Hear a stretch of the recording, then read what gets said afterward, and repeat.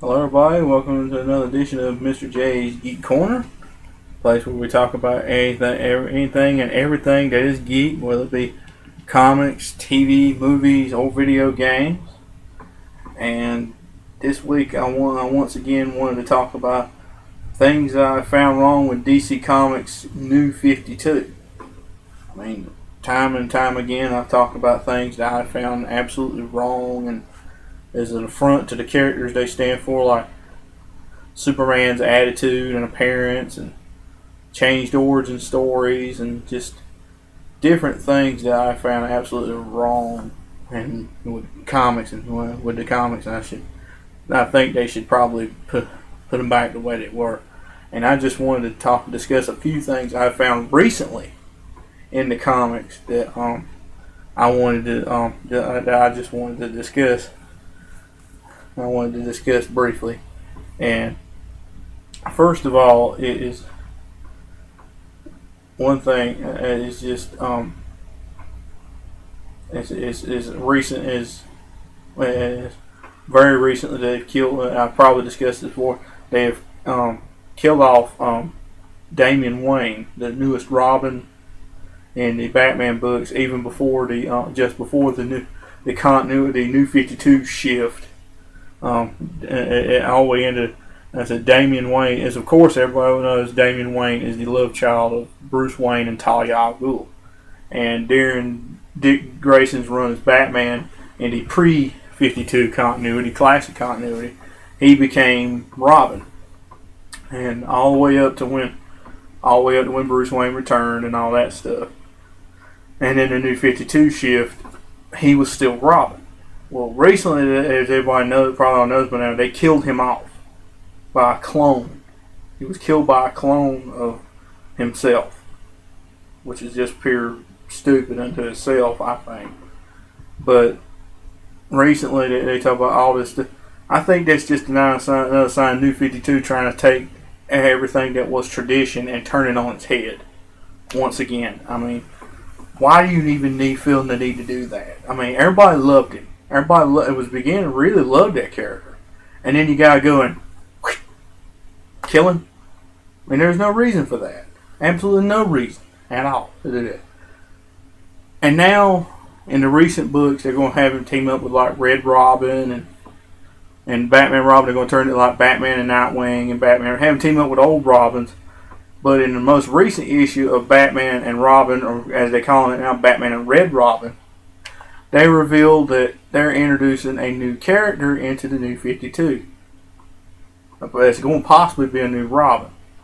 And they have like the little surprise gatefold cover thing going on lately. They kind of be like, type of thing, and whatever.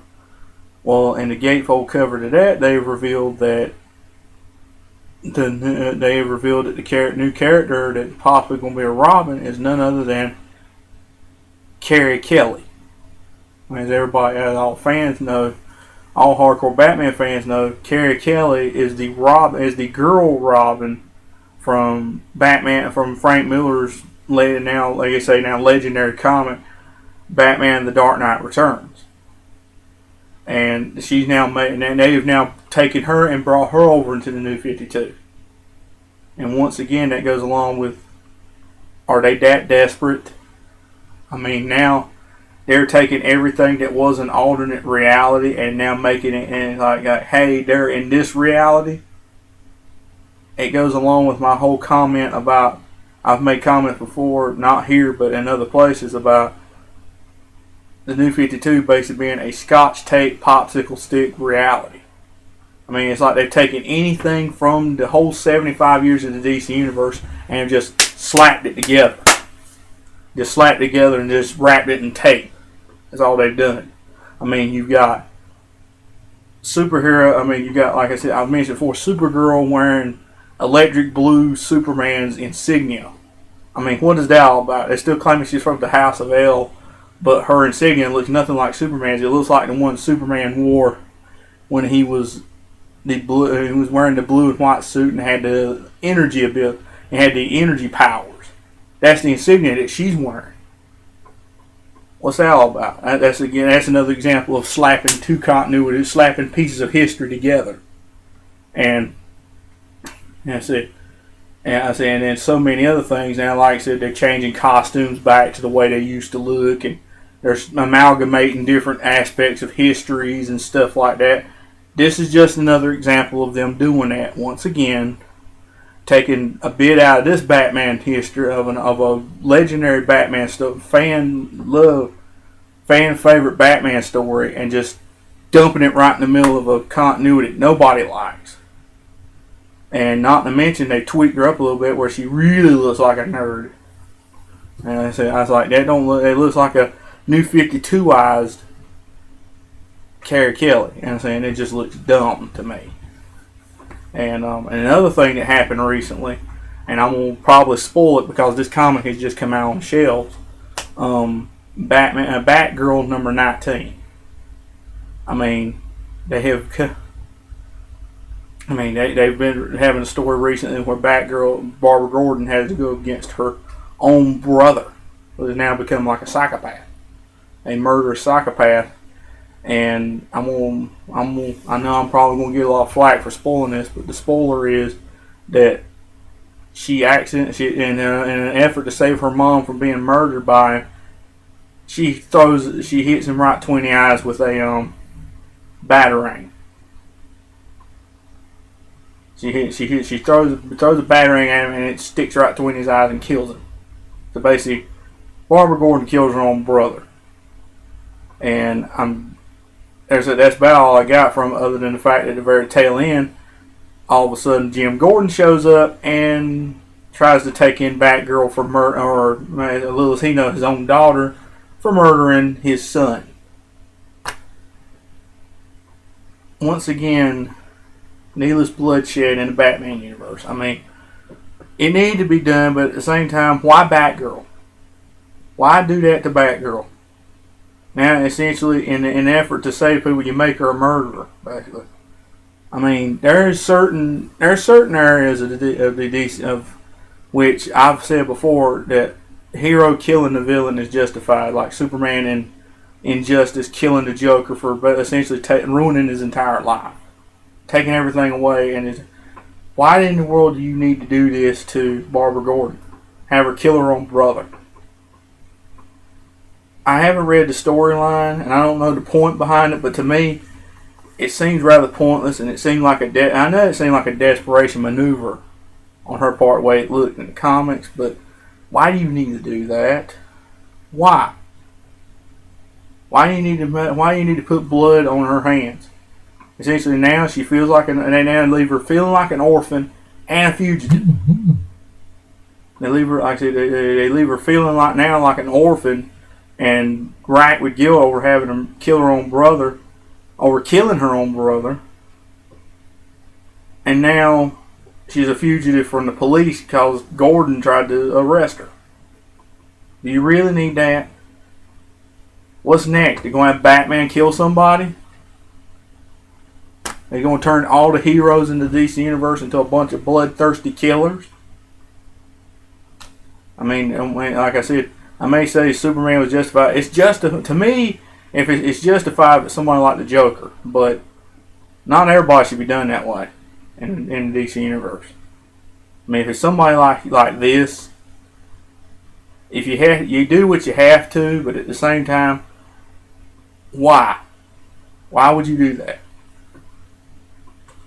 So, I said, I think just making Batgirl wind up killing her own brother and then turning her into a fugitive. That's just, to me, I was like, when is the other universe going to come back, really? I mean, I just can't, I don't like it. And I just don't like it, and I don't think they should have done that. Especially to Barbara Gordon, which everybody knows ain't a killer. At heart, not a killer. And now they've done that to her. I think it's just wrong, them doing that. And recently, and also yesterday, I just read about a new comic that they're introducing in New 52 called The Movement, which is essentially a bunch of teenage superpowered activists of mostly new characters. they're essentially lawbreakers, and they claim like they're activists. Again, my question: why? They're not superheroes. They're dressed like superheroes, but they don't act like them. They call them activists. Why do you need activists in comics? I know you need to kind of give a little bit of realism, but why do you need a book based around them? Why do you need that? It's unnecessary. I said, why do you need books that almost reflect real life? Honestly. You don't need a book about superpowered activists, teenagers. You need books about superheroes, not a bunch of brats. Honestly.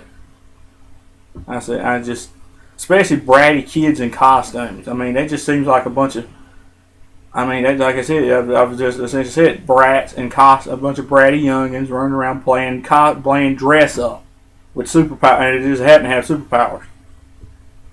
It don't need to be done that way. You want to make teenage superheroes fine.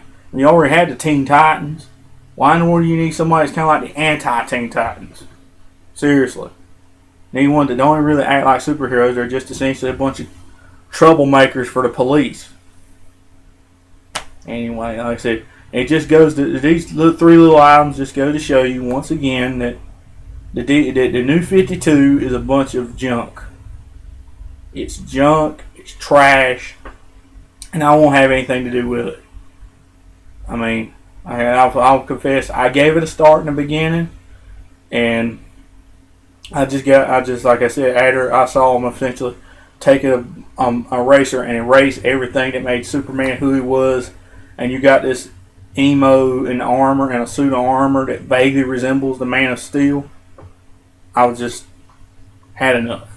And I just won't have anything to do with it anymore. And you can be sure this ain't the last time you'll hear me say anything about New 52. It definitely ain't the last time.